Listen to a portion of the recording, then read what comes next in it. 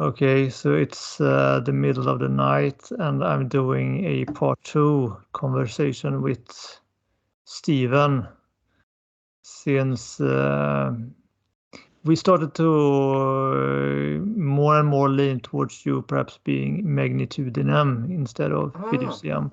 In our first conversation, I was so focused on trying to understand the difference between abstractum and whatever you were, since you did not seem to be abstractum, and I figured Fiduciam, especially since you said that you like to talk and so on. But I think I overlooked the possibility of you being Magnitudinem. So perhaps you can. Well, what do you think of Magnitudinem? Well, I curiously I see a lot.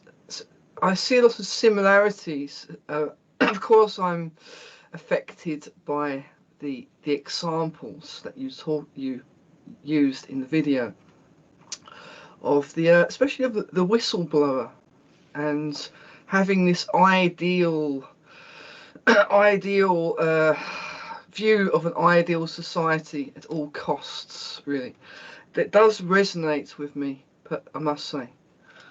Yeah, of course, that too is sometimes similar with Fiduciam. Right. Both Fiduciam and Magnitudinem are kind of idealistic, but more often, well, I guess lately I've been thinking that Magnitudinem is perhaps a bit more introverted than I previously assumed. And so, when I look at you and I compare you with someone like Colin Wilson, for example, I think that while there are a lot of similarities, I think that somehow he seems more adult in some way. It's like Fiduciam is the most adult of the Sapientiam types. And I have often described abstractum as the most childlike, and I guess Magnitudinem is somewhere in between. Right. Right. Yeah. And of course, even if we consider you as a Magnitudinem type, we are still going with the same configuration with Misericordem and Corpus Secondary. Right. But you said that, often Magnitudinem tends to be express more anger or disdain or like revenge, justice. Yeah. And you didn't mention that before, but you did recall something like that. Oh yeah. I'm unfortunately there's lots of anger in me and a desire for revenge. Yeah, I must say, unfortunately. But you don't seem very keen on going into details about that. Is it related to, like, you did mention like your parents and your teachers a bit? Right, I can go into details. It's more I don't know where to start, really. Yeah. Curious. Okay. Some way to describe it. I don't necessarily think like this as much anymore, but I had, how can I say, I had this sort of desire for justice. That's as an example. In the past, I heard about in Chile how they would throw criminals out of out of a helicopter, which I don't think is a good idea. But in the past, I've just thought, yeah, that's a good idea. I think I see in society people who just absolutely disgust me, and I don't I in a way I don't want them to be killed necessarily, but I see them as mistakes Yeah, that's very spiritual, right? They are just, yeah, horrifying to behold. It's not nice to hear myself saying that, but yeah, that's what it is. At times, I may even say, but by my own definition, that there's a correct way, a correct way for a person to be. So even by my own definition, potentially I don't know, I'm a mistake. So yeah, that's why I don't like, I am a little hesitant to talk about it, because it can be a little bit disturbing to hear. No one likes to hear the idea that some people just are a waste of space. They're just a mistake. We could say that they're society's mistake, right?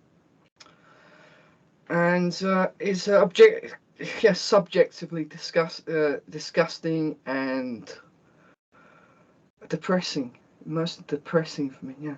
So I don't know if that answers it, but Pete. So with the anger, people try and exert their will on me, try and bully me, etc. And I just want to kill them. I don't want to fight with them. I want to kill them. Right?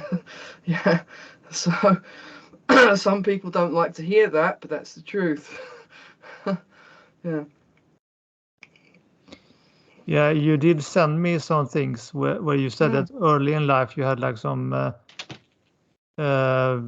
more conservative ideas or something like that. This time I didn't bring up everything that you've said, because I wanted this to be a bit more spontaneous. I got tired of myself reading what you had written. Yeah, good. It's all right. Yeah.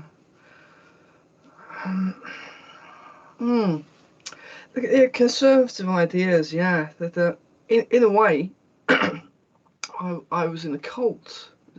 Not a cult with a name, but being drawn into this way that there's us and them, and depicting what supposedly is the other side as the biggest problem in society, that kind of thing. And we can almost say a rather naive trust in sort of certain media pundits and such.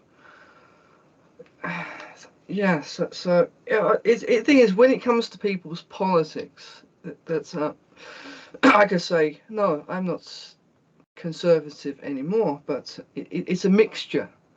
These political wings are a fiction. They're fiction that biased newspapers want us to believe. So it's still a mixture. It's a different mixture, if you see what I mean. Yeah. With many of my opinions, I go back to, I think, of where what my motivation is for believing in them, and is it based in anger, that kind of thing. And in a strange way, I don't agree with some of the tendencies or ideas that I find myself thinking about. I think that okay, this is probably needs to be reviewed, right? It's not 100%. It's an understanding it's an understanding that I have a black and white view of things, right? It needs to be reviewed. It's if that I don't know if it makes sense.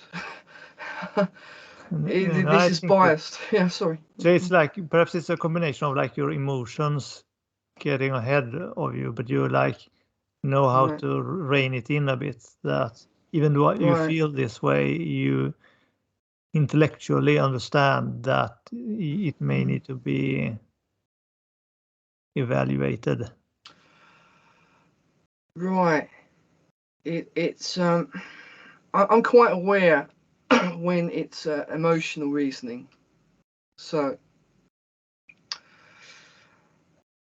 it, it's what I mean is really that everything is up to be reviewed.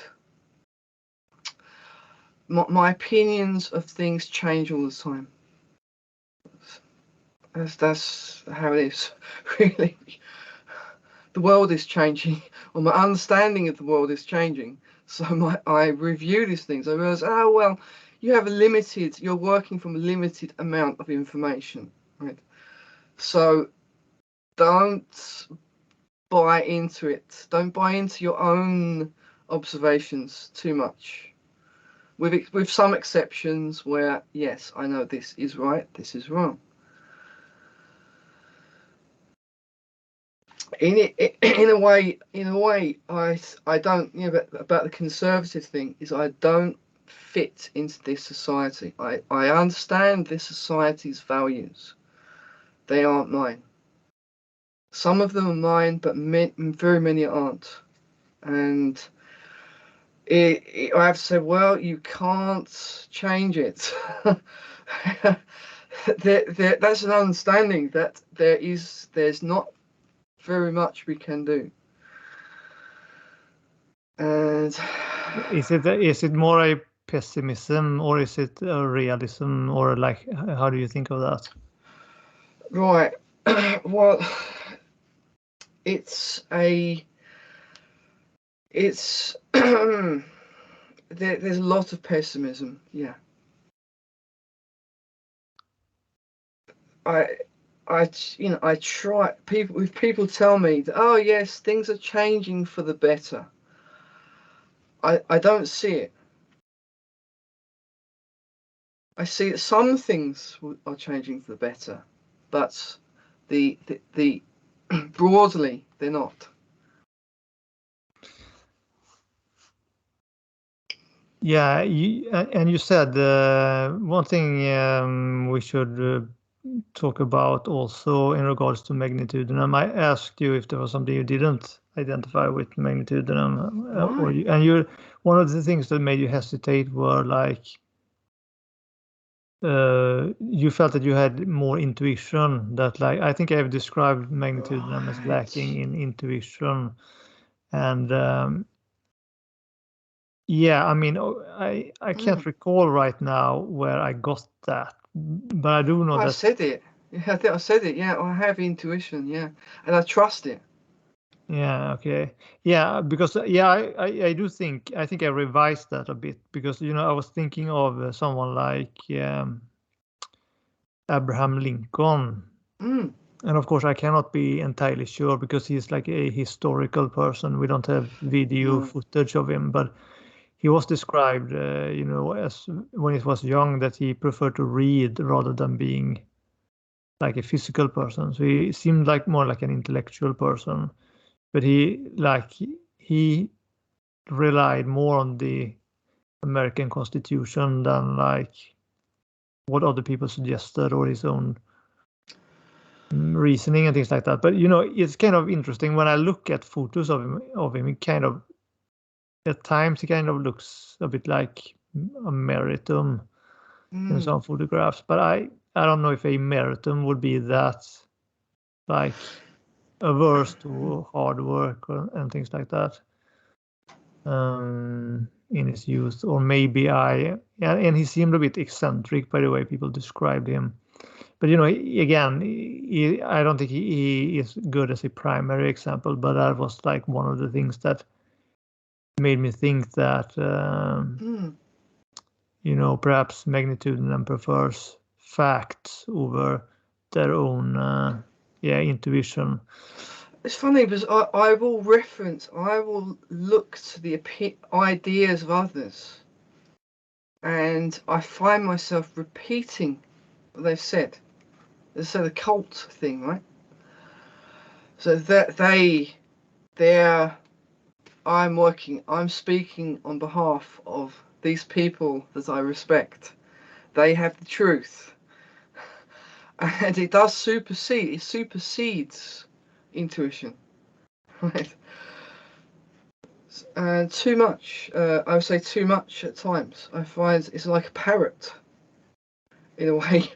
And I realise that I'm doing it. Yeah. I wonder also if perhaps with Misericordem there might be a bit more intuition. But do Misericordium, do they somehow romanticize sadness? Do they see it as a virtue? I suppose if there is a type that does that, it would be most likely Misericordem. But I also imagine perhaps sometimes, I don't know about Magnitudinem itself. Are you thinking of you're thinking of yourself? No No, particular. because I don't. I really dislike that thing. It's like in the UK, I went into a bookshop and I saw a shelf, and the subject was sad, tragic stories. And it's something I've noticed lately, especially lately. People will talk to me and bring up these really personal, sad subjects like, oh, my wife died of cancer. And I please don't share that. Keep it to yourself, okay? Yeah, you mentioned that in another. Yeah, I'm not sure I have encountered just people talking like that, and if I have, I guess it would be one of them was a libidinum. So maybe libidinum can I have a bit of that as well, but it was not just that with that person. That person was often very upbeat, I guess you say. Yeah, Or yes. It's very dramatic. The way they're doing it is very dramatic. It's rather like, I want to draw you in. I wish to draw you into my sad story. I want you to feel upset with me, right? yeah, I guess it depends on how it is done, but I imagine that the more like emotional you are, the more likely perhaps, or like perhaps the more you have experienced it. People who have experienced a lot of sorrow or misery might prefer to bond through that, and it could be like something universal about that. Because Don't do it, people. It's not good for you. Sorry. Sorry, go on. yeah, but with Misericordum, with Misericordum, it is easy to lean into the whole depression, suffering thing. But I think that at its core, Misericordum is more about sensitivity and like there's still an aversion to suffering and an aversion to a desire to avoid depression, but they have a harder time ignoring it, so they need to confront it, and often confronting can end up being almost absorbing oneself in it, perhaps. Right. So they would say that they're internalizing the negative feeling. Yeah, perhaps something like that. I mean, when it comes to these energies, it's very much an attempt to understand from my perspective. It's not like I can answer everything about these energies because they are mainly based on what I have observed, and I have to make guesses based on that, and then I have to make interviews such as this. And these interviews, of course, first I need to make sure I have like typed the person correct, and then I have to ask them questions. So it is kind of all of this is very elusive, and I'm not sure what the best approach is. But so in your case, I guess I quite possibly made a mistyping when I suggested Fiduciam for you, and now, but either way, whether you are Fiduciam or Magnitudinem, I will have to, adjust certain things. Now, something I don't know if this helps your typing, and I don't want to confuse this conversation too much. But do you ever use the aversions? Like, say one type really doesn't like another type, or really resonates or likes a certain type. Can that help you to type them? Sometimes, but it's usually not. I don't know. I'm not sure. I do know that I myself sometimes have an aversion to certain types, and I also notice other people having an aversion to certain types. But that, in the end, those types are individuals, and often I can think of exceptions. Like I start to think that, like the cousin that I had the most aversion to was like a corpus. So I'm thinking, yeah, I could probably not be friends with corpus. And then I remember when I went in elementary school, one of my best friends was a corpus, or one of the person in like the small gang I was in. Sorry to interrupt you. I'm thinking about what you just said. I need to take a very few seconds break. You know what I'm going to do, right? Just pause for a while. But going back to your question about whether or not you can figure out your core energy type or someone's core energy type based on their aversion to another type. I'm not sure that is a very solid, reliable approach. Okay, right. Often it is more like particular individuals of a certain type that people are averse to. Perhaps it has to do with configuration, but not necessarily. But I mean, do you have an example of that in some other typology? Yes. In socionics, it's not just aversion, it's all kinds of intertype relations. And I have found people's types based on when I can somewhat identify, say, 3 examples of a type. It's a process of elimination. So, okay, this person you have these particular problems with this type. A curious thing is how the relations in socionics, they will go through stages. So the person initially may be someone you look up to as a hero or and such, and somebody who's above you, but you really have a lot of understanding. But they degrade as well. So, and you find as I found that particularly useful. That is my main way in socionics. Socionics is an Eastern European, we could say. Yeah, I know a bit about it, but I'm not sure I knew that. But I'm a bit skeptical of such detailed,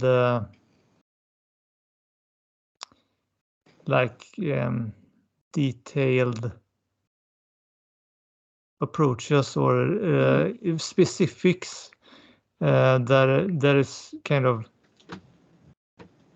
I have ended up reducing. I guess I was a bit something like that seemed appealing to me as well when I put together this typology, because it still has that name, bias psychology, like partiality towards one's own energy, and like more aversion or less aversion to other types and their interests based on polarities and contrasts and things like that. But the more I try to understand people's energies and how best to categorize people and what in people one can categorize without, so that people can still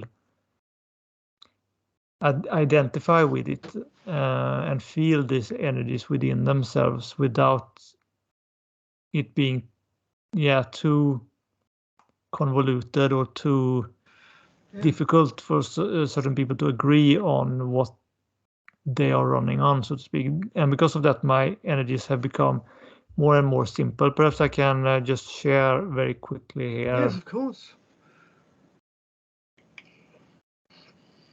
So can you see?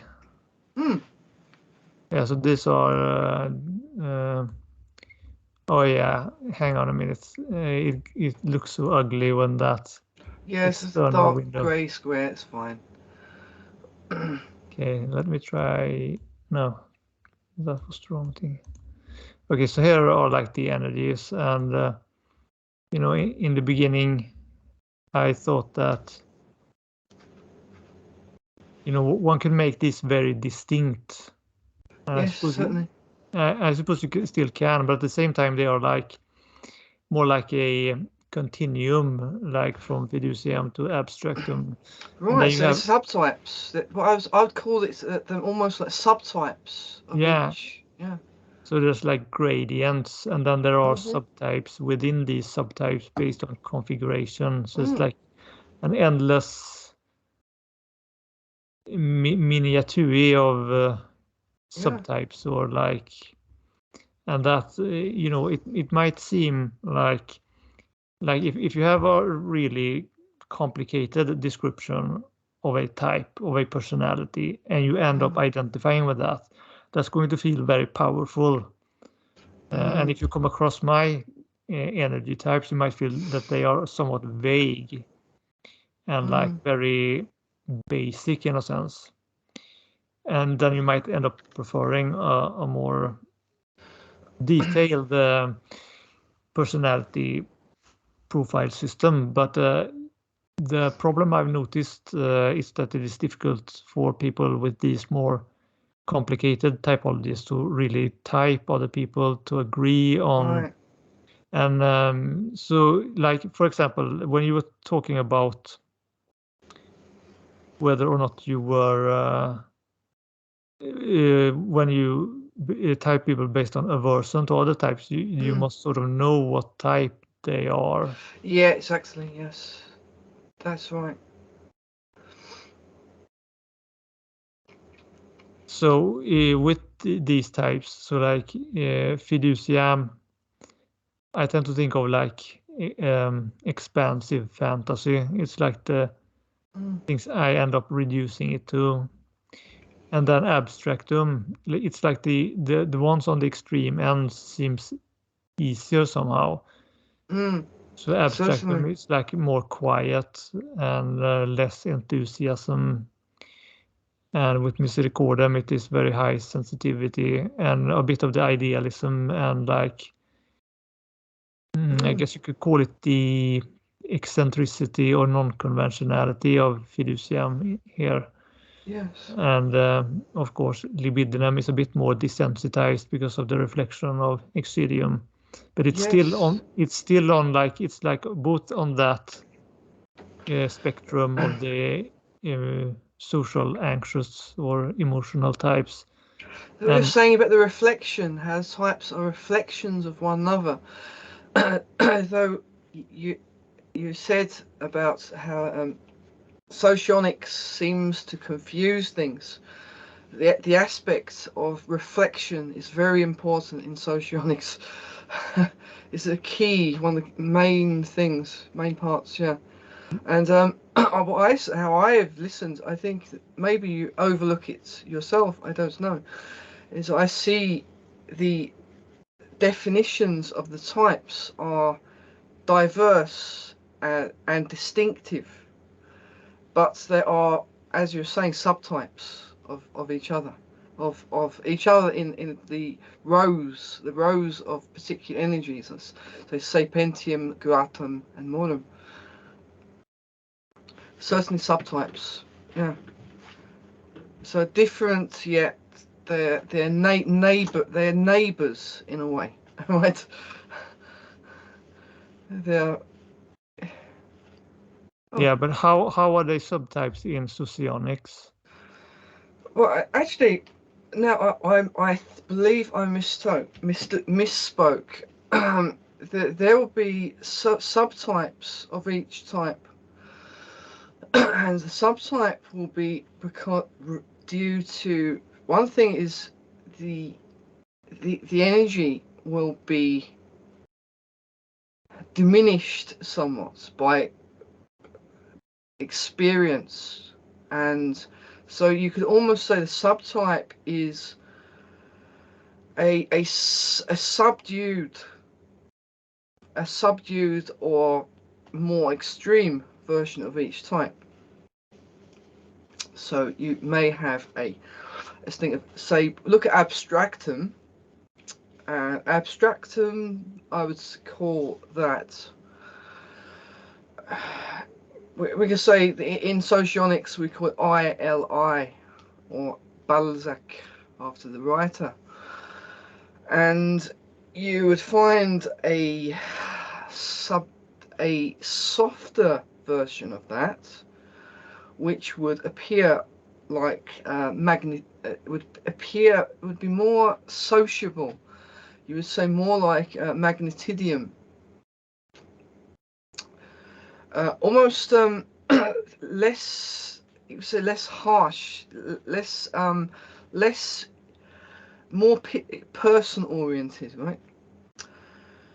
To the point where a person who doesn't know socionics would confuse the type. So they would say they would similar. They would see them as another type. We can say simply. Yeah. But what is the component that makes the difference? Right. It depends. It's still based in energy. So there would be an energy in, I suppose, what you would call the shadow or weaker functions that would diminish one of the two, say, strongest functions, the one that is to do with communication and how they actually perform in the world. So it's a type that would be a very, say, communicative, would be less communicative, because there'll be what you say is a block. There's a block based or caused by experience. Okay. It's like it's the as esoteric as it sounds, maybe not so esoteric. It's a circuit. The circuit will be blocked. Socionics will view the type as a circuit. So one energy element will be subdued, more subdued than it would be by the pure type. Right. So the say a subtype could easily be confused for another type, but they aren't.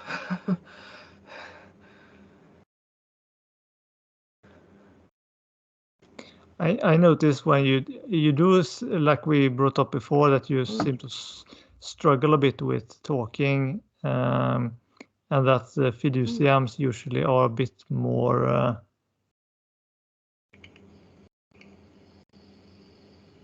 they have an easier, or they seem to be more well spoken overall. Right. I can't think of an example right now of like an Fiduciam that struggled to speak, and I guess that's also part of what makes them seem more adult sometimes, even though some of them can be quite childish, especially if they have like Libidinem and Excidium in their configuration. But I would say that, yeah, with you, it's interesting that you said that you enjoy talking with people, because I have, now that I think about it, that I have encountered some magnitudinums that really do talk a lot, or did talk a lot. One in particular comes to mind. Did you say that Varg Vikernes was Magnitudinem? No. No. He's Okay. not a good example. I don't think he's very verbal personally, but he's Excidium. Excidium, yes. Okay. I was going to say, it's my misunderstanding. It doesn't actually seem like one. Now you bring it up. It's interesting because the more I think about it, the more I realize that magnitudinem is kind of rare among famous people as well. You say that they are often comedians. Yeah, I did say that, but I now wonder, because I did realize that some of them actually ended up being libidinums. So I suppose it's a way. So it's rather sort of comedians are a minority in society. So it's Yeah, very but I think comedians. There are a few Swedish comedians that I definitely know are magnitudinums. Oh. And if Right. you're a comedian, I mean, it makes sense, but at the same time, it doesn't, because a comedian needs to often be a bit. Yeah, I mean, they need to be a bit energetic to like go up on stage if they are that kind of comedian. But at the same time, they need to be a bit unorthodox. Good comedians are not part of society. They are often critical of things, and Yes. Yeah. so I think, yeah, it's I realized that it is important to be a bit more careful with. In the beginning, I went very much on this idea of Fiduciam is very open-minded. Magnitudinem is more prudent and logic-oriented and skeptical. And but I think that, I mean, there are a lot of Fiduciams who are critical and skeptical and like comedians as well. Even though I often think that the Fiduciams aren't quite as, their kind of humor does not tend to be as severe, or how you put it, that Magnitudinem can be. And of course, Excidium also has very severe humor.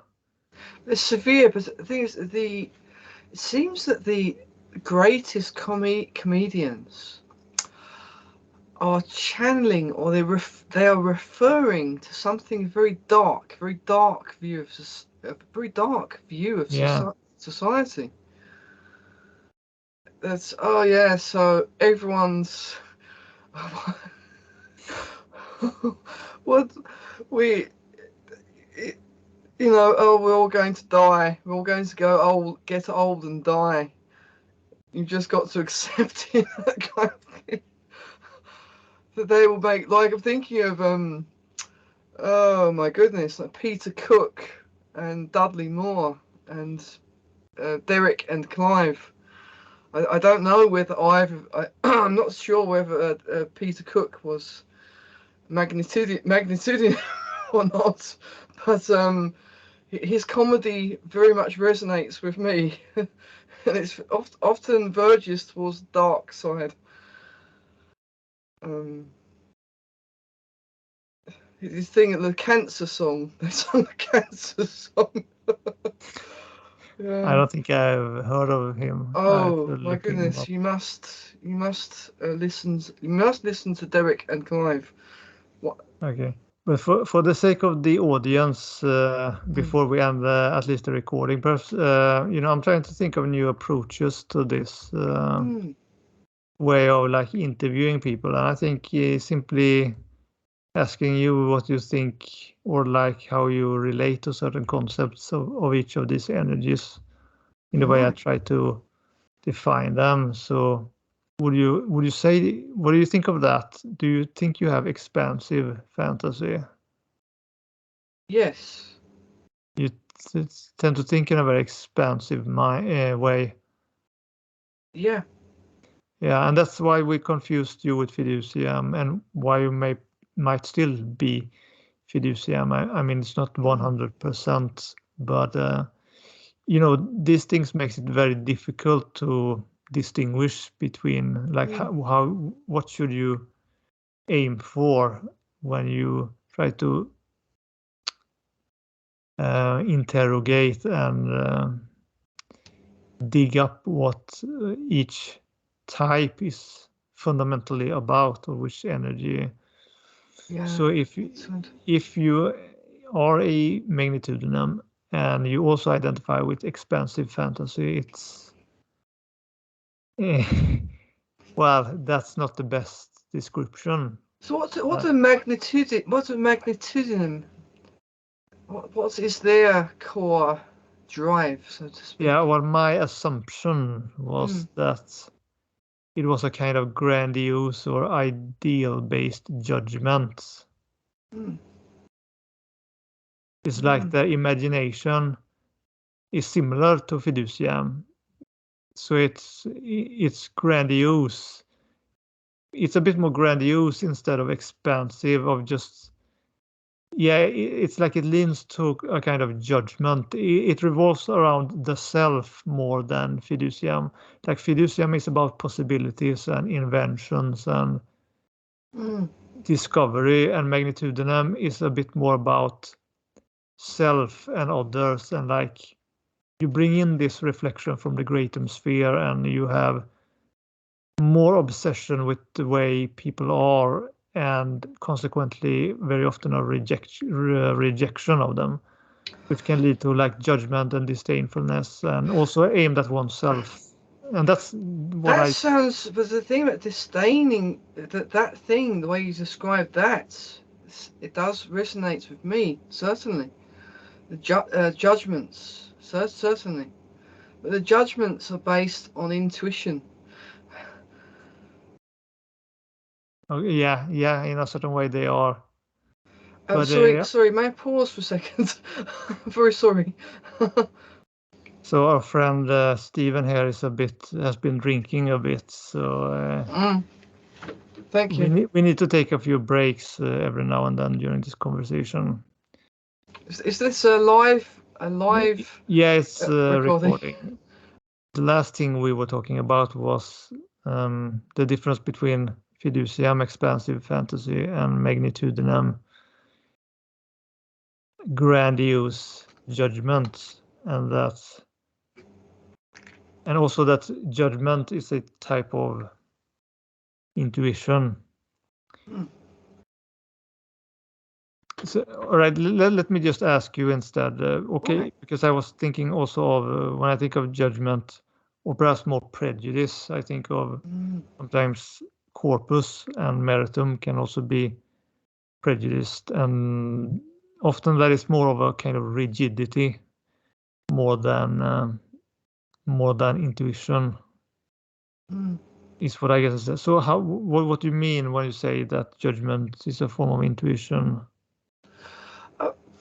Okay, I see the details. I get a very good view of people when I meet them. I sense what they are. I listen to the details. That's what I mean. I sense what a person is, even when in many cases everyone will be fooled into thinking this is a good person. I see their inner motivations. I don't know if that explains it well enough.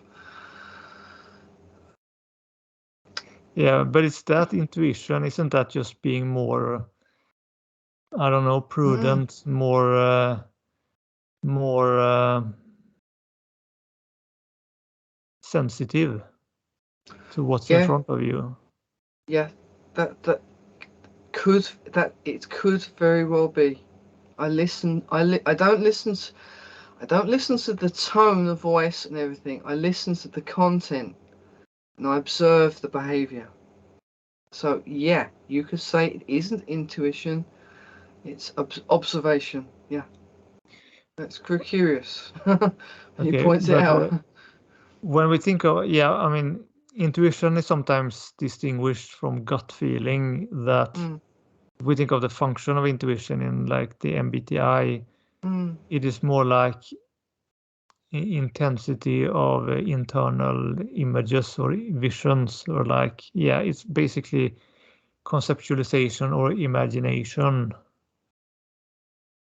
mm. So, but you identified with expansive fantasy, and some of that fantasy was very dark. It was very fear of nuclear war, natural disasters, and things like that. The thing is, thing is though, let's not get confused. You know, fearing nuclear war and such. If you think about maybe a little background, my personal history. We were bombarded with information about those things when I was growing up. It was seen as a given that those things would happen. So the I say I have a good imagination. That's a simple, better way of saying it. That wasn't necessarily imagination. It's something very many people had in common.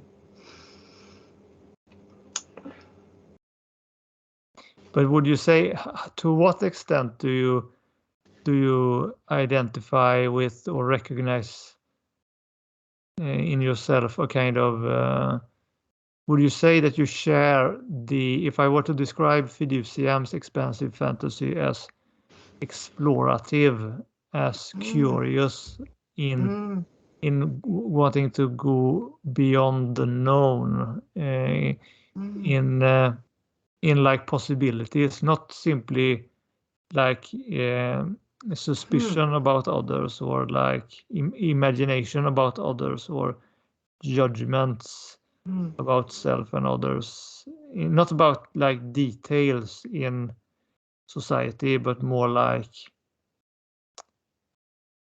yeah, something like, yeah, the books of Jules Verne, or movies like, I don't know, Interstellar, or things like that. mm.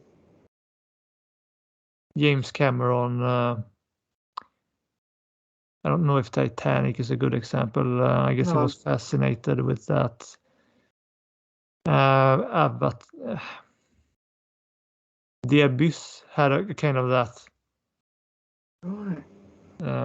exploration of these aliens living, like encountering aliens deep down in the ocean. Very, very much so. Yes. You That identify with what that. could happen. I write stories, and that very much is a a hypothesized futures. What could happen? What is possible? So I had an idea for a story about uh, birds' communications, and the birds are aware an impending disaster, and how they communicate, how the bird society functions. They know about this, but humans don't. I was not, so I was quite troubled by that idea for a story. I don't like. I don't want to think about that. It seems possible, you know. Yeah, yeah. It seems difficult then to distinguish between Fiduciam and Magnitudinem on that point. Right. Yeah, I also usually talk about like I define Magnitudinem as having a strong inner judge. Yeah. And I'm I not, certainly have that. yeah, and I'm not sure about Fiduciam. I do think they Mm. probably have some kind of judge. Everyone has a judge within themselves, but I'm gonna have to like ask that question of Fiduciams going forward. Mm. But what do you think of symbolic thinking? Do you often think symbolically? Yes, I do. Can you give an example? Symbolically, I see. I was planning to travel to a certain place. I'm not decided on it. Certain things that I experienced. Say, I met a Chinese lady who was selling I bought a wallet from her, and the person who first inspired me to travel to China was a YouTuber called Serpent ZA, who is from South Africa. The wallet was made in South Africa, and subsequent signs followed that. Will come in contact with more people from China than I did before, and that is an example. It seems weird to me, but it's also the fact that I actually try to observe those signs. I think that's as clear answer as I can give to that, really. That there maybe has also been a tendency, not a very accurate tendency, to view things as bad signs. But I'm not what you would call superstitious. So, this is a day which is bad luck and such like that. Yeah. What about since you have since you have a strong inner judge, do you often try to adapt to ideals or self-ideals? It's more I find the ideals that appeal to me. I don't change them.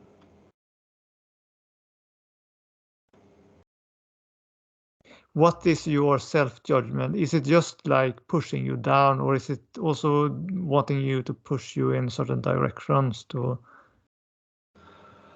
Oh my, that's a hard question. Self-judgment.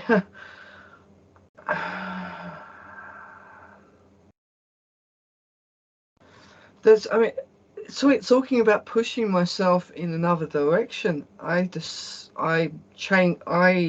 relocated from one country to another. I decided this is not correct. You're just drifting. You need to move. And I see many things about my own behavior that aren't helpful. I don't know if that answers it. They're not correct. Do not they do not achieve the results that I want. Right. Yeah, what do you have clear idea of results that you want? Right. I have results that I want, yes. But my goals are not clear. I don't view the goals as achievable.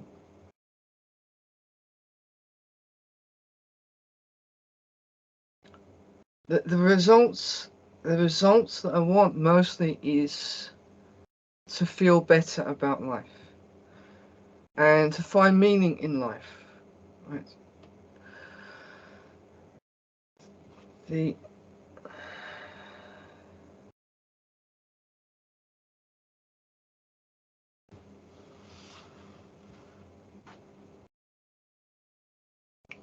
So what is there some primary thing preventing you from what makes it impossible?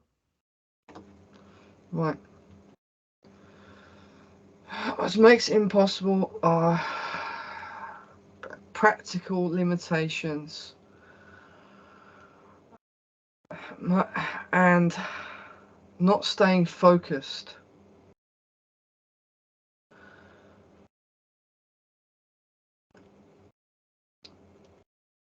Really, a large thing that stops it is dwelling on negative things in the past. That's a large, great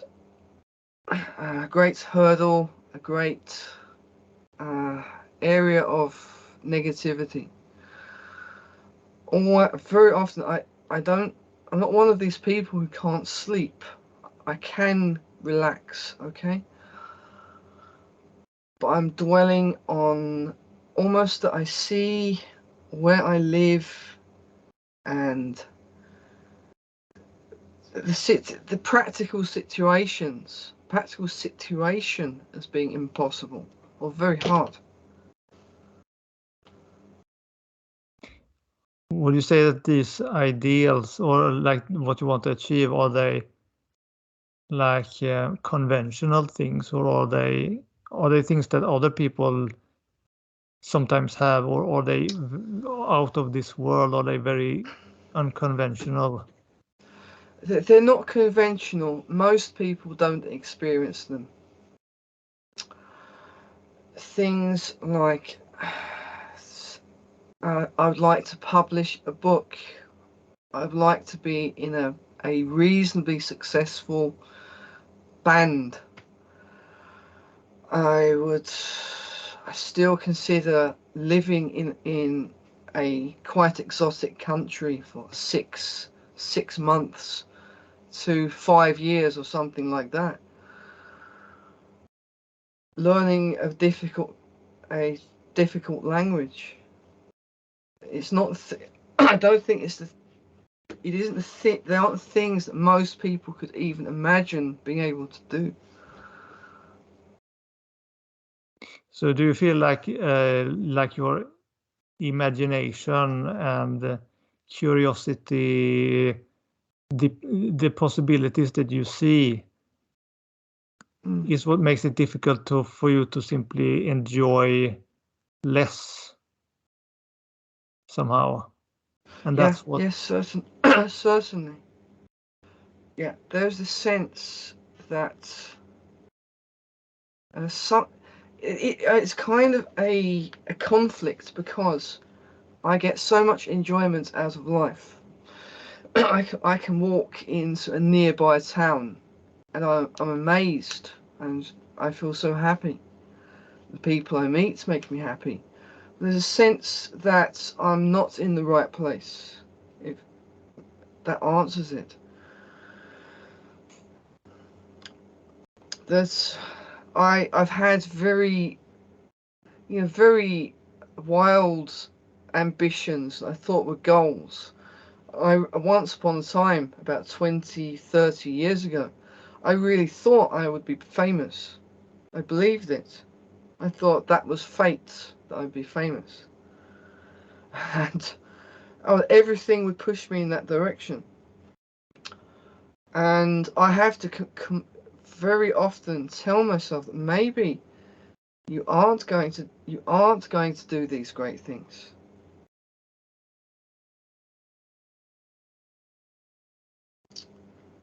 They're just dreams. There's a thing. So I have dreams, but I don't have goals. I do have goals, but the dreams, the goals are just paths to the dream. And the dreams aren't helpful. The dreams are almost that I sabotage my attempts. So the dream will always be a possibility. Yeah. it's not a conscious thing, but I sabotage it. I think, okay, I will always have the chance to do this. I will always have the chance to do this. It hasn't happened now. I haven't put the work towards it, but it's going to happen. It will just happen. I honestly feel like this.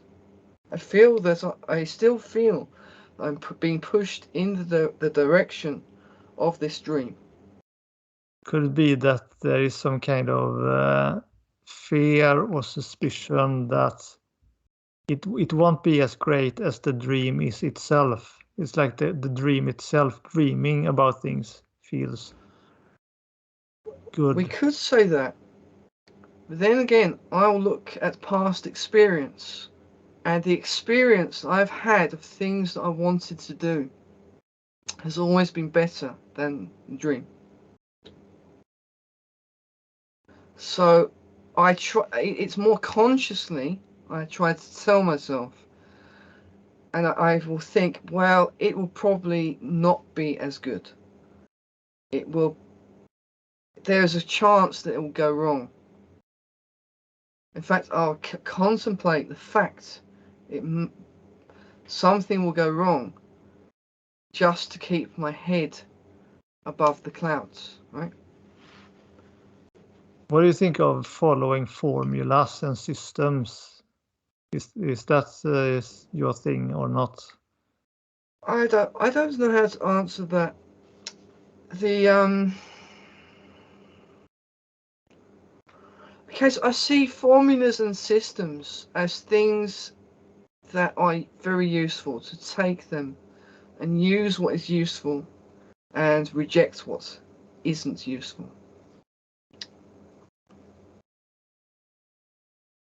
So take parts of a formula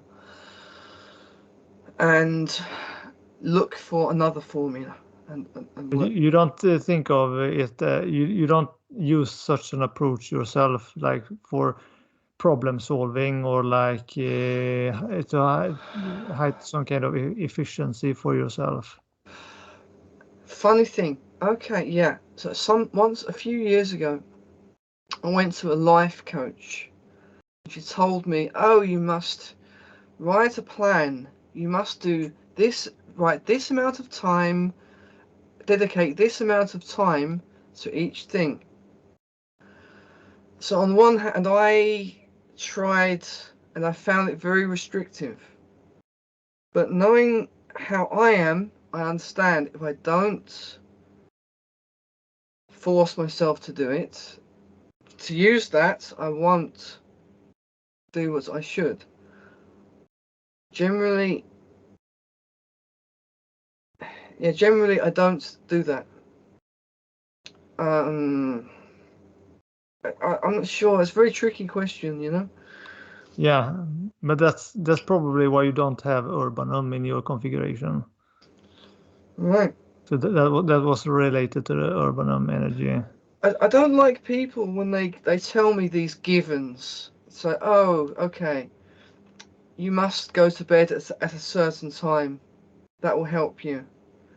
I always have an understanding that I have my own routine, right? Hmm. Do you ever get like compelled or hypnotized by things that you see? Like you talk a lot about dreams, but do you ever do these dreams ever come from like TV shows or commercials or Right. music videos or something like things in the culture that Oh yeah. spark some kind of desire to do similar things, like almost conventional but a bit more like exciting. I've really had fearful dreams based on TV programs. Yeah, I've had many dreams about based on mafia films. Yeah, I've I had recurring dreams based on the Sopranos TV series.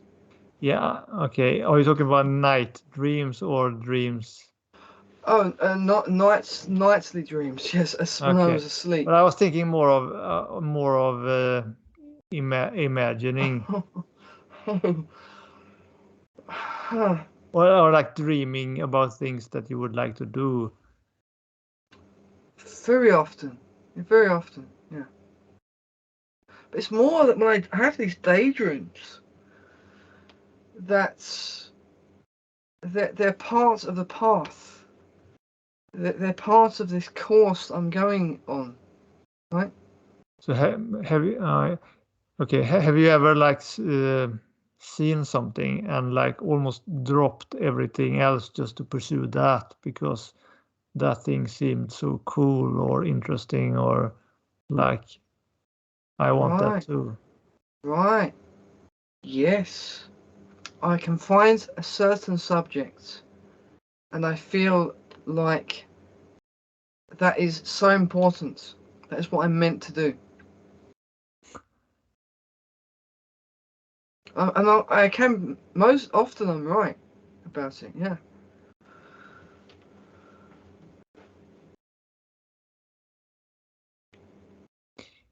Have you ever taken a Big Five test? I'll try to remember that. Yes, I have, yeah.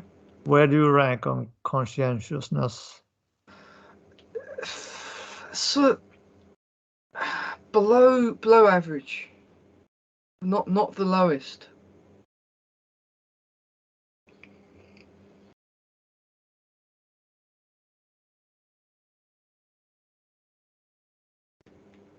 Do you admire people often? It sounds like you're very critical of people, but I'm very critical of them, but I admire people. I have many heroes. can you name an example? The strange thing is they're not necessarily people that I trust. I admire their ideas. We can say George Orwell. Say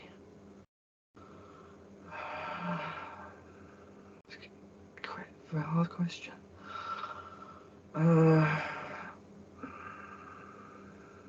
Robert McKee. He's a. Sorry if you know that, but the other people might not know it. He's a screenwriting teacher. I admire. Just think.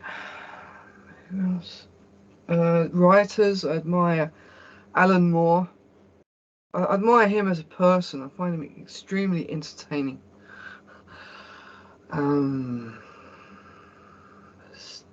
See, yeah. Sorry for the slow answer to the question. As I said, I have many heroes. It's fine. Yeah, a few examples were enough.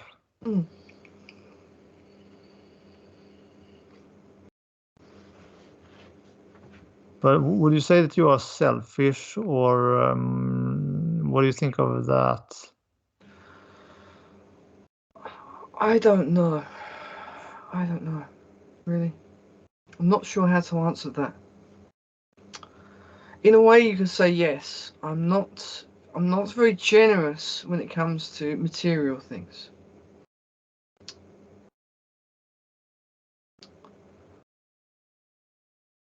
When I am generous, I'm very sorry to say this, I don't like this attribute. When I am generous at times, it's to move things along. It's to sort of force myself to be generous, to show people, okay, you mean a lot. And I think it's a good thing to be generous, but it's not natural to me, okay? That's what I mean. Are you competitive? Yes, in a way I am. Yeah. In what way? So, as an example, if I meet somebody and they're better at speaking a language than I am, I want to be better than they are. I don't like it. I understand it's childish, but I want to be better. And on the opposite side, I don't like competitiveness. I don't like competitiveness in music. I see some kind of competitiveness as useful. It's a way to push things forwards.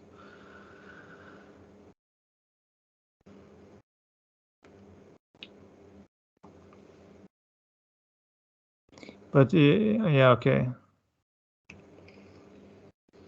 But would you say that? What do you think of the term soft-heartedness? It's curious. If we say soft-heartedness and the what is the opposite in the English language? Hard-hearted. It is hard-hearted. Mm-hmm. Because Christian, one of the person who follows my work, said he had never heard that before. I don't know if they perhaps say black-hearted or something in America, but Right, so black-hearted would be very malicious, even yeah, evil.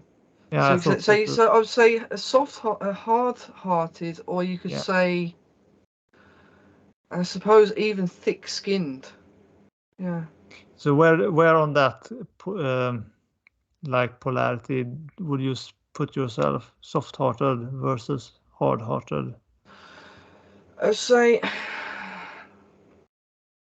slightly towards soft-hearted, but not enough. I mean, as an example, quite often people will tell me quite tragic things, and as disgusting as this sounds, okay, I want them to be happy. I don't want them to be sad.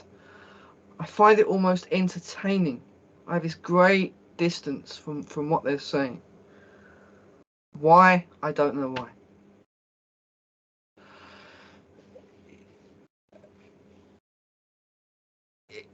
Another very tricky question, right?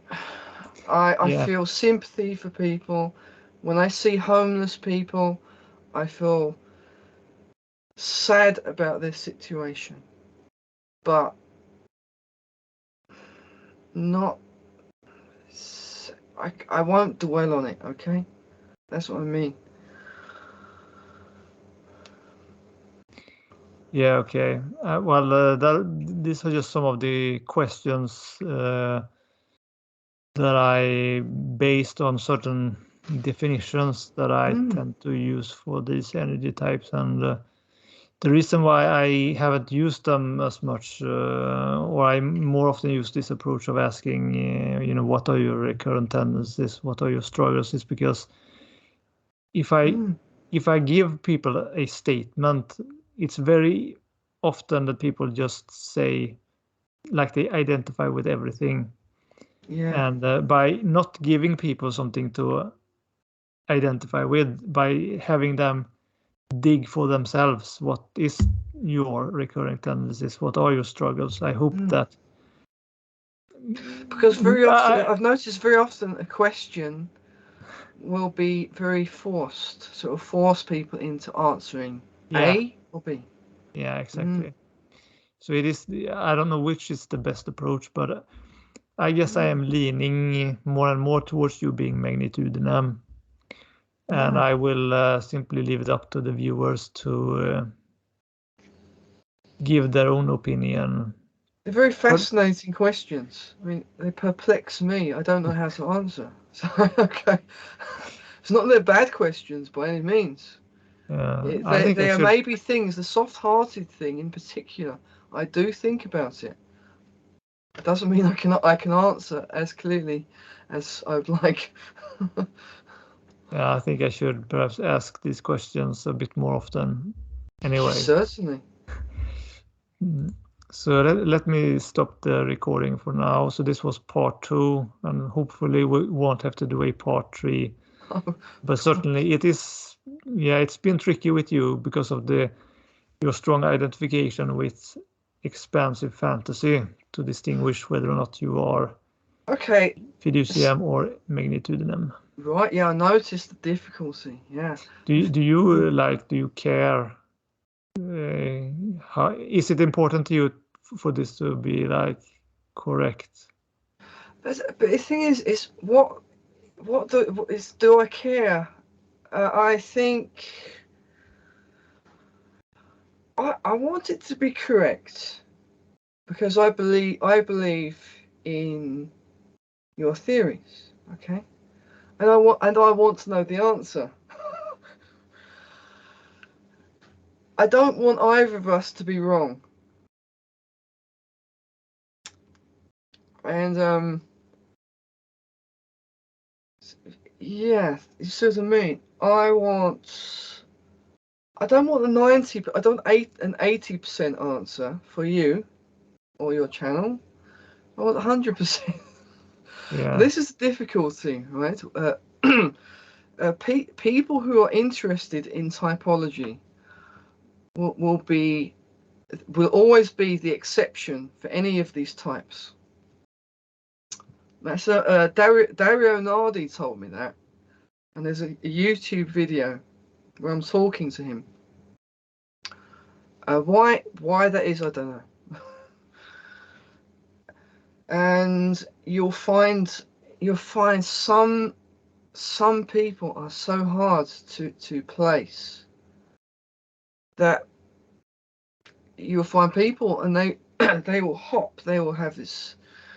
I've also noticed people who will read into definitions, and their personality changes based on the definitions. So it gets very tricky. Yeah, I think that in cases such as this, when it can be difficult to arrive at a 100% conclusion, the step that needs to be taken is some kind of comparison. We need to find more people similar to you, and perhaps also talk with more of the other type, Fiduciam, assuming that is not your type, and then we can, with more people, and we start to see how a Fiduciam with Misericordiam and Corpus is. A curious thing is, I should have said this during the recorded interview, but it may have confused things. I see a lot of myself in the magnitudinums that you described, and not so much in the fiduciums. Yeah. Originally, you did identify more with abstractum. So yeah, it makes sense that you perhaps are more in the middle, closer with Magnitudinem being closer to abstractum. I find them, the fiduciums, I find they are more. They're very much of a way. They dive into something. They just believe things. Maybe I'm wrong. I don't know. It's your system. Yeah, I mean, some of them are very skeptical. Why? Especially when they have, or often when they have like urbanum and meritum. Yeah. I have to think. Must consider that. Yeah. Yeah, I don't know if you know of people like Stefan Molyneux or Borsch.